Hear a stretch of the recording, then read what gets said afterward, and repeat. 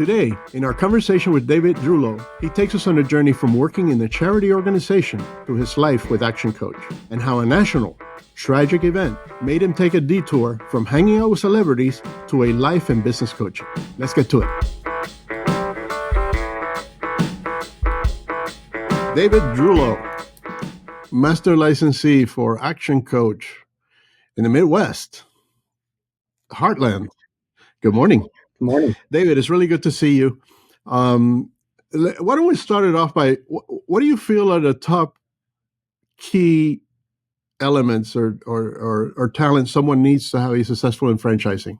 You know, after being a part of Action Coach for 22 years, I've seen a lot of different things over the years through economic times and good, bad, indifferent, whatever.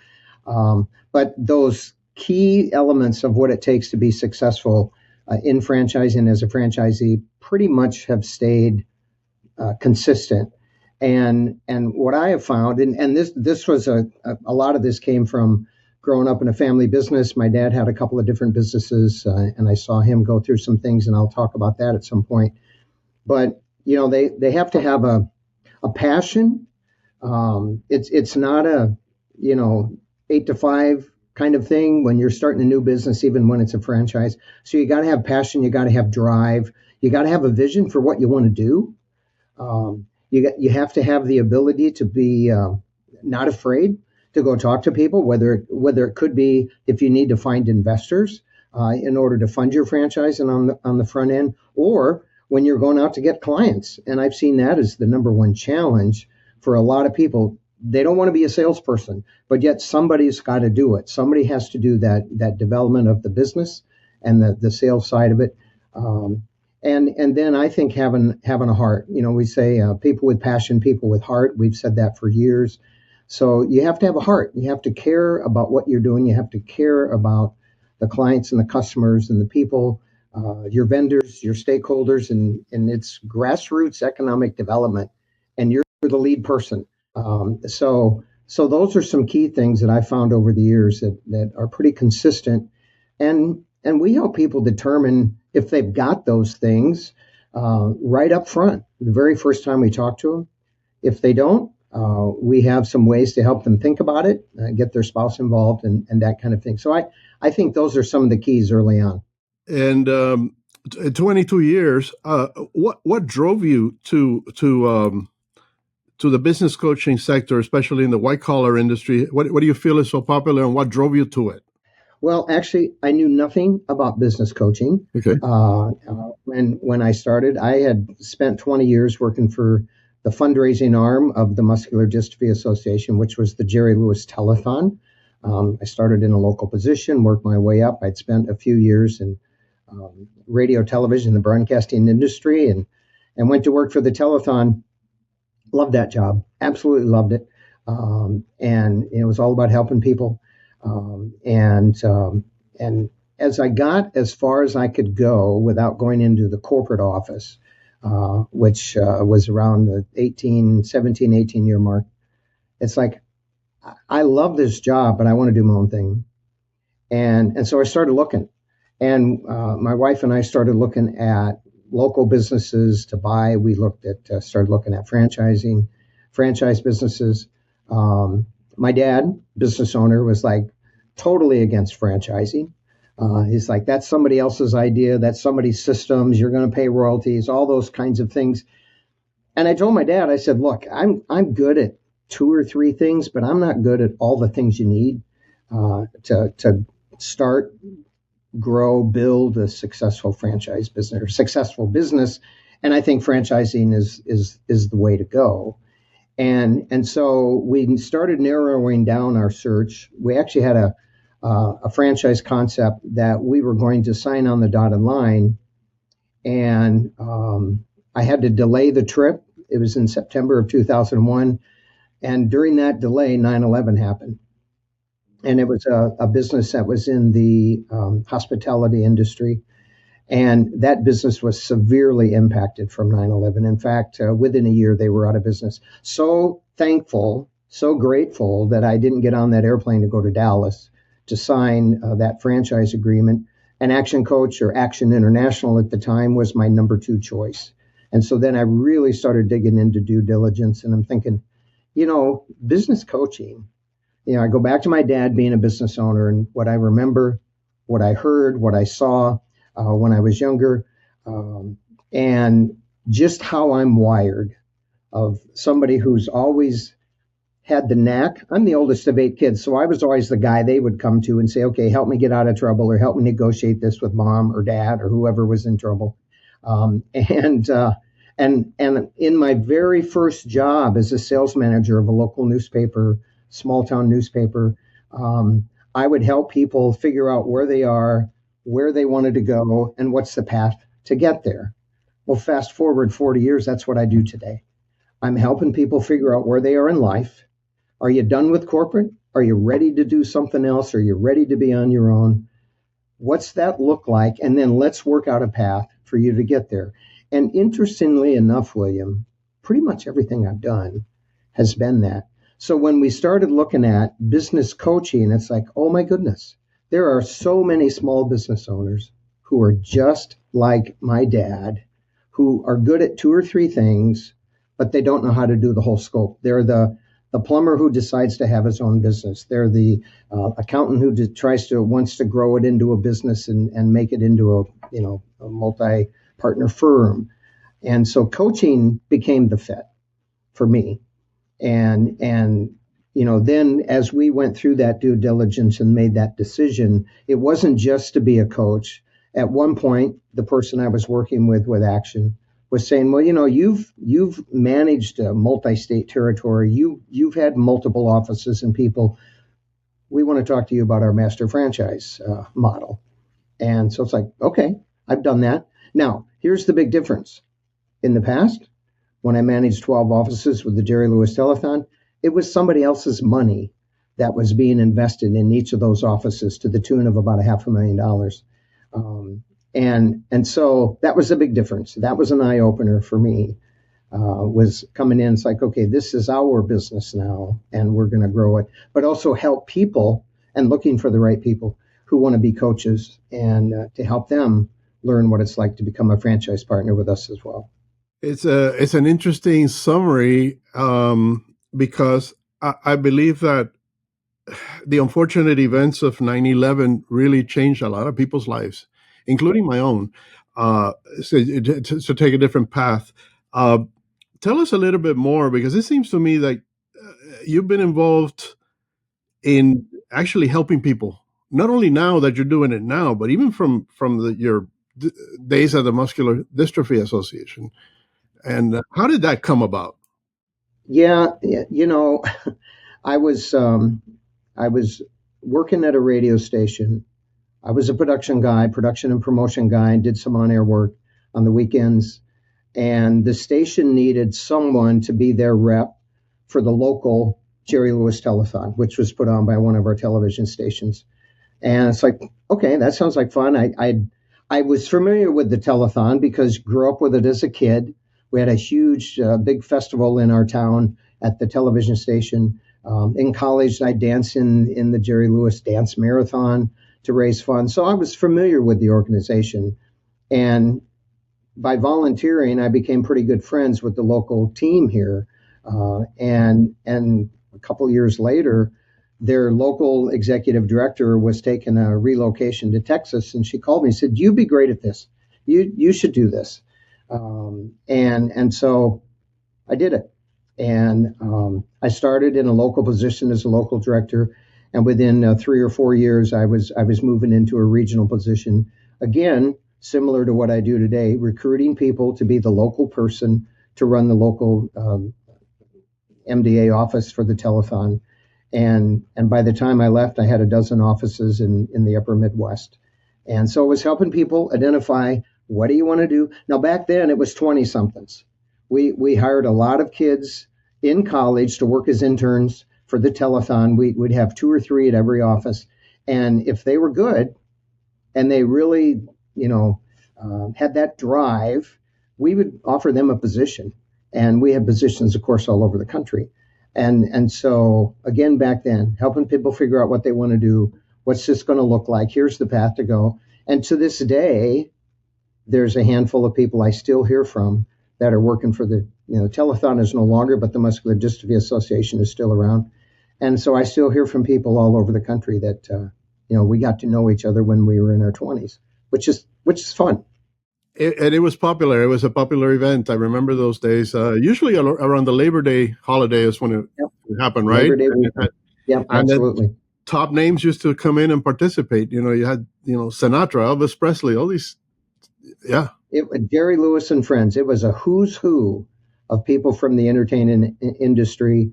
And they would invite in, they had over 200 television stations. They would invite in all the TV people 2 weeks before the telethon to come to either Las Vegas or LA. Most of the time it was in Las Vegas.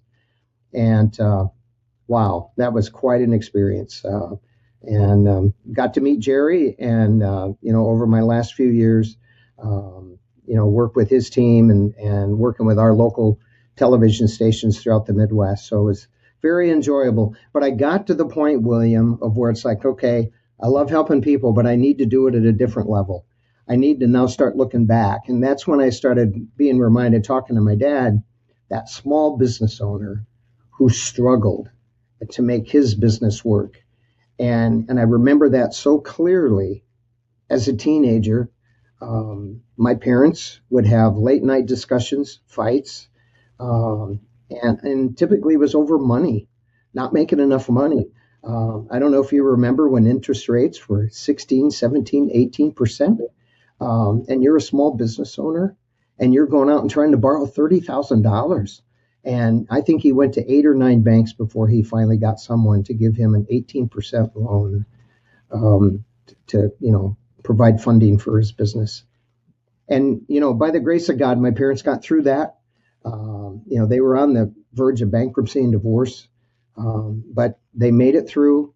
And that was the biggest lesson for me, the biggest reminder when I then started, fast forward into my 40s, looking at businesses. And it's like this coaching thing could really make a huge impact, not only on my local community, but the other communities as we look to recruit coaches and franchise partners across Iowa and Nebraska. And that's a leverage multiplication kind of an impact. That's what excites me. That's why I love what I do, because we change lives. We can help small business owners, take it from the nightmare scenario to the dream, to the time when they have more time. They're making more money. They have a great team. And all three of those things continue to be challenges in small businesses to this day. And that's what we do. That's what our coaches do, is we help people to put out that path, lay out that vision, and let's make it happen. Let's go. And it's not just a short-term 3 or 4 month fix. It can be a year to 2 years to really help people get to that point where, hey, you've got a business that now runs without you. And that's pretty cool. I hear all the time, all the complaining when the Fed goes up a quarter point or down a quarter point. Little do they remember those days of the 18% and it cost of money at that time, which was significant. And in every podcast that we do, the same thing comes out about helping people in small business, not only grow their business, but have a life. I hear many, many instances of couples almost splitting up because of their financial, and it's always financial, by the way. Yeah. It's most of the times. So I'm sure that's something that's got to be rewarding for you in looking back on the 22 years and seeing, okay, how many people have we really, really helped turn it around? How many marriages have I saved? Yeah, I was going to say, saw it with my parents. But I've had clients myself. When I first started, I had a number of clients for a number of years when I started with ActionCOACH. And there were some family businesses. There would be times when husband and wife couple in a coaching session, and I'd have to say, guys, I think I need to step out of the room and you two need to finalize this or, whatever, because it very easily, it's a myth when people say, oh, you keep personal and business totally separate. No, they're like this. There's no way that you can do it. And in a family business, and the failure rates in family businesses is very high. And it's a tougher thing to start up. Nobody wants to fire a sister-in-law who's not cutting it. And so we see that. We see that a lot. And I've dealt with it personally myself with my own clients. So you're correct. There are times when you can get them through that. Did that save those relationships? Did that save that marriage? And that's the rewarding part about what we do is those kinds of stories that come out that are true, that are absolutely true. And what do you think? I'm looking at Action Coach or any other service, white collar franchise. What do you feel are some of the questions I should ask of the master licensee or the franchisor? Well, there's a lot of people. The most common question, like, what's it cost? What's the investment? How much money can I make? How long does it take me to ramp up? What kind of support do I get? Ongoing support. What kind of initial training, ongoing training do I get? What's the community like? One of the biggest advantages, and I use a series of 7 videos that I should take people through our due diligence process, where Brad Sugars, our founder, is talking about the key aspects, the advantages of being a part of a franchise.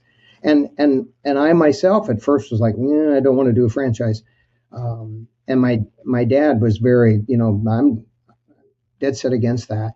And so I really try to educate people and say, here are the 20 questions you should be asking me. If they don't know, here, take these and let's have a conversation. And I don't do it so it's just me. I make sure they are watching videos of other franchise partners around, the Midwest, around the country.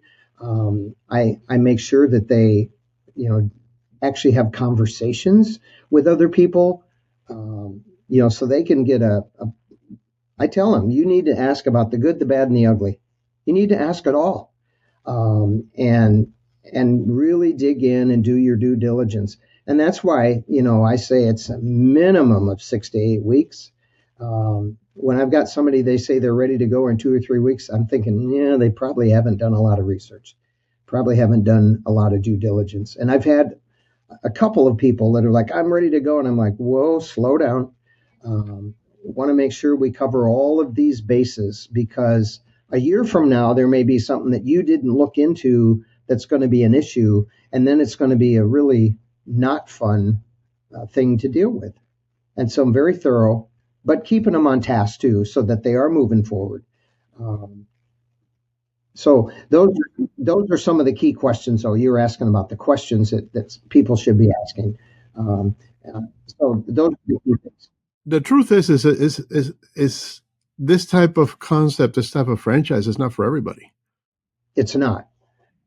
I mean, we're not a bricks and mortar franchise per se. So I always like to compare. I've had people tell me, like, well, I'd rather buy a Subway because I've heard of them. They're like on every other corner. I'm like, yeah, there's 28,000 of them. I mean, for heaven's sakes, but it's going to cost you $200,000 to get into a Subway. And the average Subway is going to net out to the owner $60,000 or $70,000. That's why most Subway franchisees own 4 or 5 locations. They want to be making high 6 figures. So I make sure that they understand and compare. We are a white collar franchise, absolutely, and it is not for everyone. I have told way more people, no, I don't think this is a good fit for you. Some of them didn't like hearing that, but I've done this long enough to know. And it's not a perfect science. You know this too. You're talking to people about becoming a part of the Action Coach family. It's not for everyone. Whether it's from a funding perspective, whether it's from a background and experience perspective, whether it's like, hey, can you either do or hire somebody to do your sales and business development. I mean, those are all things that they really need to check the boxes on. And there's still no guarantee they're going to succeed. We've got a great track record. Our franchise partners make good money. We do actually have an earnings claim that states that. And I like to remind them, if they're thinking, well, I'm going to do this coaching thing on my own, I'm like, okay, do some research, go to the International Coach Federation website, ICF website, and look up their annual survey, and you'll find that the average independent business coach who's not affiliated with a concept or a franchise or whatever makes $45,000 to $50,000 a year. That's it. And ours is substantially higher because we bring a lot of other things to the table as a franchise, and they don't get that if they decide they're going to go out on their own. And what you mentioned to your dad, when he was kind of persuading you against the franchise, buying a franchise, and it's like, why a franchise? Because we paid you. You're paying for all the mistakes we've made. Yeah, I mean, that's how I address it. Well, you go in, and my oldest son owns 3 businesses, and his first one that he bought was an existing business that he was working in, and had worked there since college. So he had been there 15 years. And he takes over, he buys the business, existing business, he takes over the business, and there's no training, there's no support. Now, it was a nice $5 million construction company, okay, but he had to go out and find people with areas of expertise to change a number of the things that weren't working. He hired an action coach to be, not me, that wouldn't work. He hired one of our coaches to work with him for a few years to help him through that transition. And he said, I can totally see the advantage of what you did, Dad, to be a part of a franchise where I bought a business that was not. And so he had to invest probably a lot more in all of those different areas and people than what he would if it would have been a franchise concept. And once you're in, you mentioned earlier today about community. Once you're in, you're not on your own. Literally, you have a great involvement with the community, with your actual franchise partners, with your other master licensees in the area, around the world, basically. And that's something that it's always impressive. That's one of the things I really enjoy about being a part of Action Coach from day one. During my due diligence, I talked to somebody.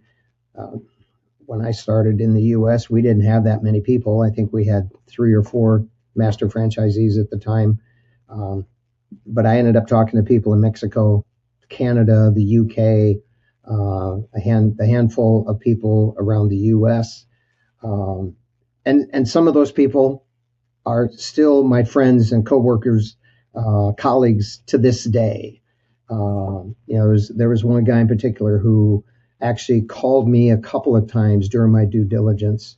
And the one time he called my office, and it was like 8:30, 9 o'clock at night. And he's like, hey, dude, what do you do? You working? What are you doing in your office? You need to get out of that job. And I'd already talked to him, and he was calling me out because I'm a workaholic. And in my last job, I put in a lot of hours, and so it was interesting. But through the years, as we've built our group in Iowa and Nebraska, I'm talking to everybody on a pretty regular basis. We get together on a regular basis. We do a monthly Zoom call to talk about challenges, issues, whatever. It's been a great thing having that community at multiple levels, the global community. Our global team, which is around the world, and where you're headquartered in Las Vegas, just having people at every level that I can turn to, that we all can turn to for support, for encouragement, for idea stealing, those kinds of things. It's great. It's very good. And I know your transition was it flowed into the franchise, but is there anything you would do differently now? If 22 years ago, you started up with Action Coach, you transitioned from your old position at the MDA. What would you do different, if anything? The number one thing I would do different is I would make sure we had more funding. We looked at multiple sources. We looked at partners. We did a number of things. And interesting, going through the SBA loan process with a friend of mine, local banker, and what they told us based on their analysis of my projections, and my projections are based on due diligence and talking to other people. We made a lot less than we thought we would in the first year, and we spent a lot more. And if I would have known that, I would have, spent more time going after more funding. That's probably the biggest thing from in the early days. And that's something that I really stress when I'm talking to people, when they think, oh, I've got X amount of dollars and that'll be fine, and then I'll pay for everything out of the business. I'm like, no, it doesn't always work that way. You need to be adequately overfunded when you come in, because you're going to need to hire people. You're going to need to invest in marketing. You're going to need to do some things and that maybe you hadn't thought of. And so I'd say that's probably the biggest thing that we would do differently. You say build a realistic business plan and not something that you're just hoping for. Yeah, and we're very good about helping people with that. We offer a lot of different programs, a lot of different types of programs, one-on-one coaching, training, short-term, long-term, one-on-one groups, helping new franchisee coming in to really be focused, because they could be easily distracted with too many options. And so building a focused plan with 3 or 4 programs, providing them with some accountability and some guidance and support along the way during their ramp up is very important. We do a grand opening launch event with them, for them, to get them, big high profile publicity, that type of thing in their market. And so we're much better at, and this we've learned over time, we're much better at helping people put together that stretch goal, but realistic, pragmatic approach, and then funding it so that they can make it happen.